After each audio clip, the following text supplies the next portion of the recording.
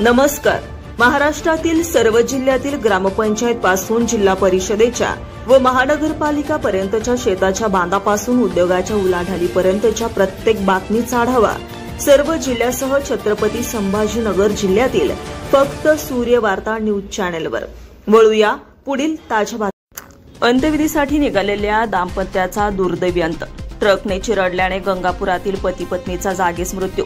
गंगापूर वैजापूर रोडवरील चोर वाघलगाव शिवारात रविवारी सकाळी भीषण अपघात झाला. म्हशकीला अंत्यविधीसाठी निघालेल्या दाम्पत्याचा दुर्दैवी अंत. गंगापूर शहरातील पती पत्नी म्हस्की येथे अंत्यविधीसाठी जात असताना झालेल्या भीषण अपघातात दोघांचा जागीच मृत्यू झाला. गंगापूर वैजापूर रोडवरील चोर वाघलगाव परिसरात रविवारी दिनांक 2 नोव्हेंबर रोजी सकाळी 8:30 ते 9च्या सुमारास ही हृदयद्रावक घटना घडली.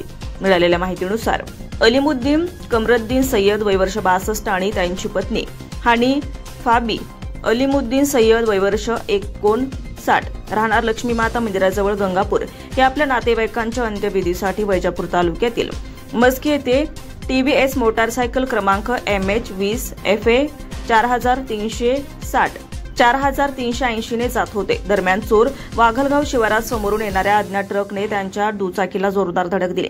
धडकेचा एवढा जबर परिणाम झाला की पती पत्नी दोघेही रस्त्यावर फेकले गेले आणि जागीच ठार झाले. अपघातानंतर स्थानिक नागरिकांनी तात्काळ पोलिसांना आणि रुग्णवाहिकेला कळवलं. दोघांनाही वैजापूर उपजिल्हा रुग्णालयात हलवण्यात आलं.